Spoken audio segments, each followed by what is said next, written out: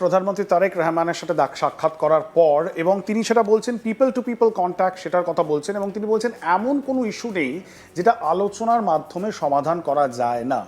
ভারতবর্ষ চাইছে আলোচনা করতে, ভারত সরকার বারবার ফিলার পাঠাচ্ছে তারেক রহমানকে। আবার এমনও একটি শ্রেণী রয়েছে যারা মনে করছেন যে গত সপ্তাহে শেখ হাসিনাকে এই প্ল্যাটফর্মটিকে ব্যবহার করতে দিয়ে ভারত সরকার একটি ক্যারেট অ্যান্ড স্টিক অ্যাপ্রোচ নিল কি। অনেকে সেটাও মনে করছেন। সত্যি ঢাকার পার্সপেক্টিভ কি? ঢাকা থেকে আমাদের সাথে রয়েছেন Parvez Karim Abbasi, executive director, centre for governance studies এবং assistant professor, department of economics, East West University. Professor Abbasi, আপনি কিভাবে দেখছেন পুরো বিষয়টাকে যদি একটুখানি বলেন। ধন্যবাদ। আপনি এটা ডিটেইলড এখানে একটা বিবরণ দিয়েছেন আপনার দর্শকদের জন্য, অফকোর্স ভারতীয় পার্সপেক্টিভ, আর আমি আপনাকে ধন্যবাদ দিতে চাই যে বাংলাদেশি পার্সপেক্টিভের জন্য।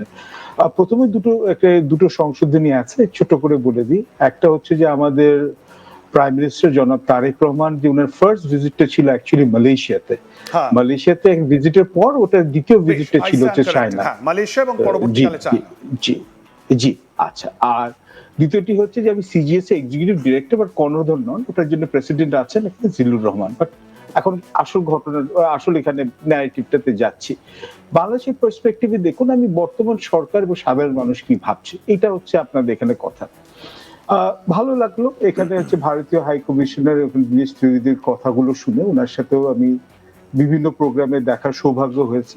অত্যন্ত অমায়িক ভদ্র মানুষ, এবং যেটা এখনকার যে পরিস্থিতি, যে সময়ের দাবি, তো সেরকম উনি একটা ভেটারান ডিপ্লোম্যাট, উনি একটা ক্যাবিনেট মিনিস্টারের র্যাঙ্কে আছেন, আপনাদের পশ্চিমবঙ্গের অত্যন্ত পরিচিত মুখ, এবং অবশ্যই উনি হচ্ছে বাংলা ভাষায় যে ওনার ওখানে পারদর্শিতা আছে, এটা ওনার জন্য একটা সুযোগ এবং ওনার যেটা প্লাস।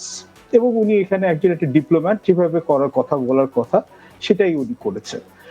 এখন দেখুন, আপনার এখানে প্রথমে আমি এখানে বলতে হবে যে নতুন সরকার যেভাবে এখন আসছিল, নির্বাচিত হয়েছিল, কারণ আমরা দেখেছি যে ভারতীয় মহলে, বিশেষ করে মিডিয়া থেকে কাভারেজে, এবং ভারতের কেন্দ্রীয় সরকারও এখানে হচ্ছে ফিলার্স পাঠানো হয়েছিল, এটা অনস্বীকার্য।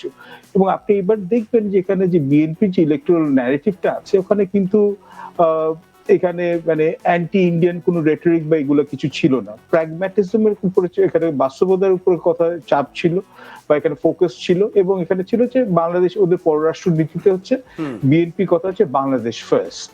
তো আমরা এখন আস্তে আস্তে শুরু করি। এখন সমস্যা হচ্ছে যে আপনি বলছেন যে এখানে অ্যান্টি বাংলাদেশ বা অ্যান্টি ইন্ডিয়ান পলিটিক্স, এখানে একটা ব্যাপার আছে।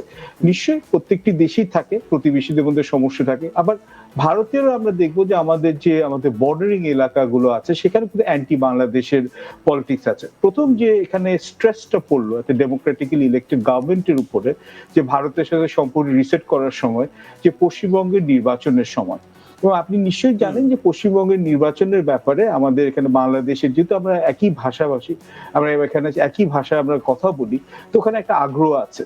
তো এখানে আমরা দেখলাম যে যখন এখানে বিজেপির যে পশ্চিমবঙ্গের যে এখানে যে নির্বাচনটা করা হলো, তখন হচ্ছে যে বাংলাদেশকে প্রত্যক্ষ এবং পরোক্ষভাবে কিন্তু এখানে আক্রমণ করা হয়েছিল।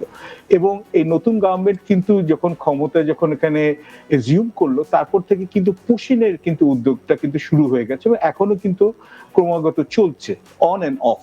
এখন এটার জন্য আপনার বিএসএফ এবং বিজিবির কিন্তু বেশ কিছু ফ্ল্যাগ মিটিং হয়েছে, কিন্তু এটার জন্য যেটা হয়েছে যে আমাদের সাধারণ মানুষের মধ্যে এবং জনগণের মধ্যে, এখানে মিডিয়াতে যখন এই খবরগুলো দেখে, তখন ভারতের সাথে সম্পর্কটা এখানে আবার আগের মতো এখানে ওয়ার্কিং একটা রিলেশনশিপ করার জন্য বা স্মুথ রিলেশনশিপ করার জন্য, তখন এটা অন্তরায় হিসেবে দেখা যায়। দ্বিতীয়ত, আপনি যদি দেখেন, এখন আপনি ঠিকই বলেছেন যে বাংলাদেশের এখানে যারা এখানে নবনির্বাচিত প্রধানমন্ত্রী হয়, বিশেষ করে শেখ হাসিনা সরকারের আমলে, প্রত্যেকটি এখানে নির্বাচিত হওয়ার পর ভারত হচ্ছে প্রথম দেশটি এখানে সফর করেছেন। এটা একটা রীতি বটে, তাই এটা একটা এটা একটা হার্ড এন্ড ফাস্ট রুলস না, প্রোটোকল, এমন একটা রীতি, একটা চিরাচরিত, অনেক দিন ধরে সেটা চলে আসছে, চিরাচরিত একদম। হ্যাঁ, না হয়ে আসছে। কিন্তু এখানে আপনি দেখুন, এখানে এটাতে কোনো এখানে প্রথম ভিজিট বা দ্বিতীয় ভিজিটের পরে যে ভারতের সাথে ভিজিট হবে না, এমন কিন্তু কথা কিন্তু লেখা নাই রিটেন ইন স্টোন। এবং আপনি যদি দেখেন এখানে, but is there uncertainty, professor Abbasi, is there uncertainty, মানে তারেক রহমানও খুব মেপে পা ফেলতে চাইছেন ভারতে আসা না আসাটা, এতটাই রাজনৈতিকভাবে লোডেড একটি প্রশ্ন যে তার উত্তর খুঁজতে খুব সচেতনভাবে অনেকটা ভেবে পা ফেলতে চাইছেন তারেক রহমান, কারণ তিনি আসেন বা না আসেন তার একটা ডোমেস্টিক অডিয়েন্সের ওপর অনেক বড় তার একটা প্রতিফলন হতে পারে তার বাংলাদেশের রাজনীতিতে। এটা একটা প্রশ্ন।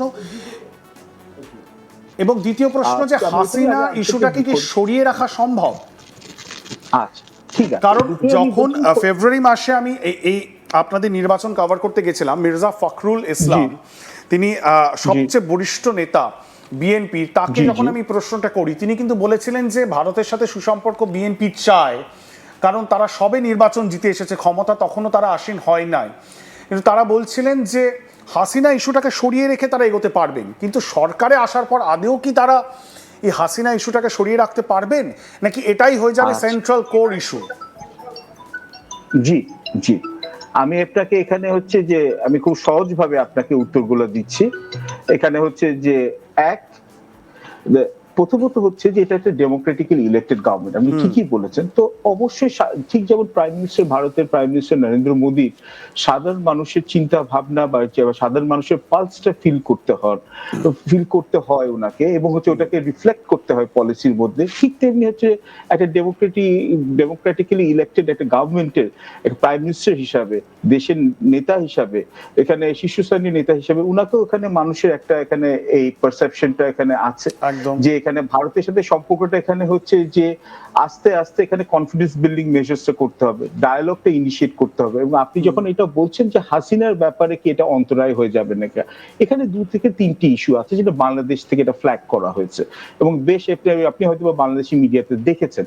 প্রথম কথা হচ্ছে শেখ হাসিনা হচ্ছে এখানে ভারতীয় এখানে পলিটিক্যাল অ্যাসাইলামে আছেন, ভালো কথা।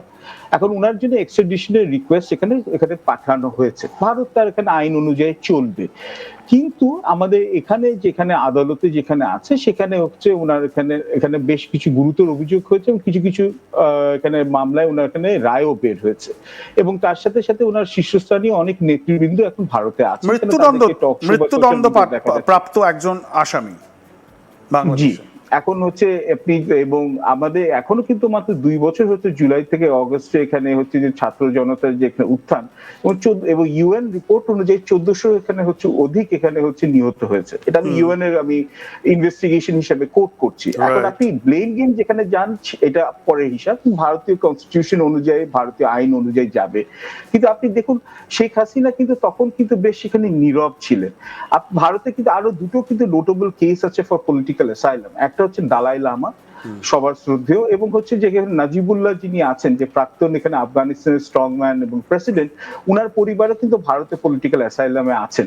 কিন্তু আমরা জানি যে দালাই লামার এখানে কিন্তু উনি চীনের বিপরীতে কিন্তু কোনো বক্তব্য কিন্তু ভারতে মাটি থেকে দেন না, কেন ভারত এবং চীনের মধ্যে কিন্তু $157 বিলিয়ন ব্যবসা বাণিজ্য আছে। এবং এখন তালেবানের সাথে কিন্তু আফগানিস্তান তালেবানের সাথে ভারত সরকারের কিন্তু সুসম্পর্ক হচ্ছে, কেন পাকিস্তানের সাথে সম্পর্ক খারাপ হচ্ছে, এটা ঠিক আছে, এটা ভারতের এখানে পররাষ্ট্র নীতির ব্যাপারে। কিন্তু নাজিবুল্লাহর পরিবার কিন্তু তালেবানের ব্যাপারে বা দালাই লামা কিন্তু এখানে হচ্ছে আপনার